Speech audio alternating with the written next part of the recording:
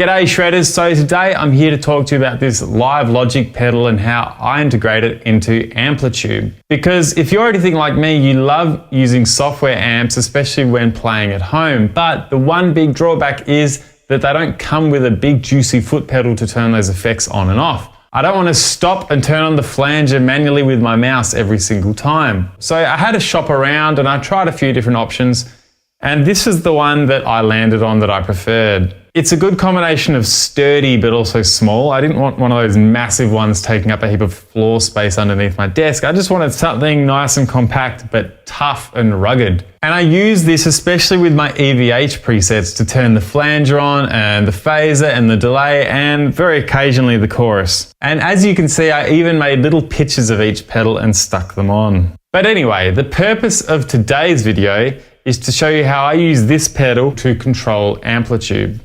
This preset that I'm using today comes for free with my course Shred Like Ed. So if you want to learn how to play like Eddie and you want to sound like Eddie, then check out the link in the description below.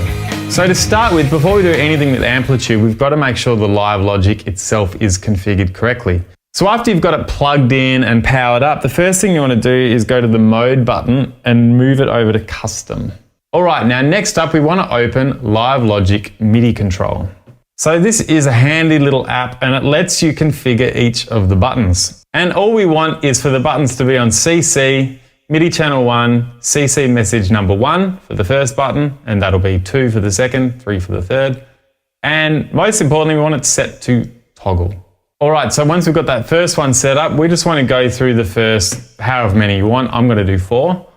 And just set those up the same way, but making sure that the CC message number correlates with the number of the foot switch.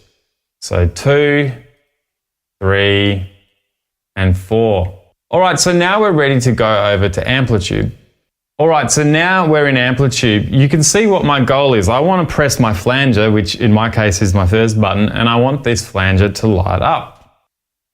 So I've already set this one up prior, but let's go to the phaser and set that up to work with button 2. And obviously that's not just going to happen on its own. We've got to train AmpliTube to respond to button 2 and get it to trigger the phaser. So what we do is we go up to the hamburger up here and we go to control and we go to control change and then we go to preset.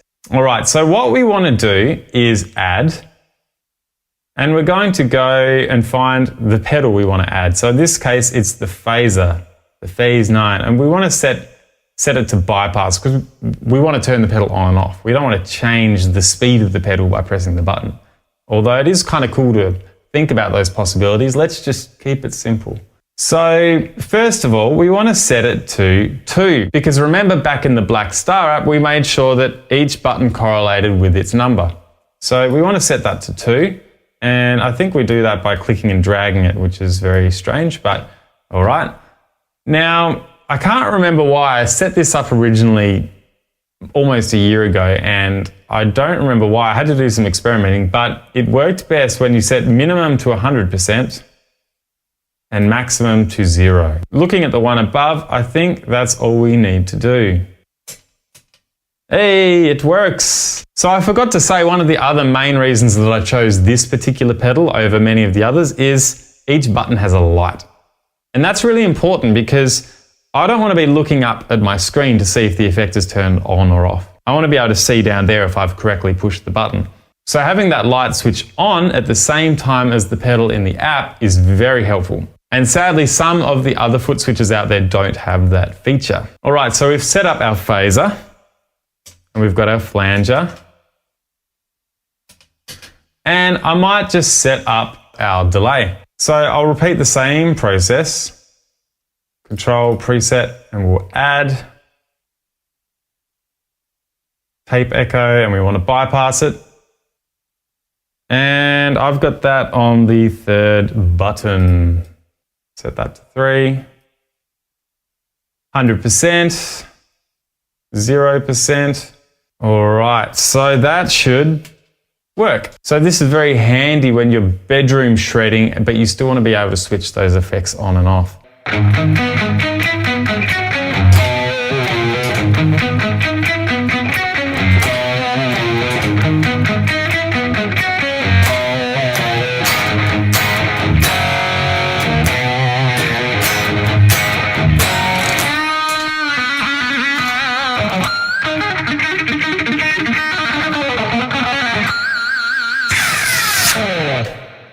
Alright shredders, I hope this video has been useful. Remember to check out Shred Like Ed if you want to learn to play like this guy and if you want to sound like this guy. And if you want to save on AmpliTube, then check out the link in the description below and use my promo code in the description. Alright shredders, thanks for watching. Check out one of these other videos.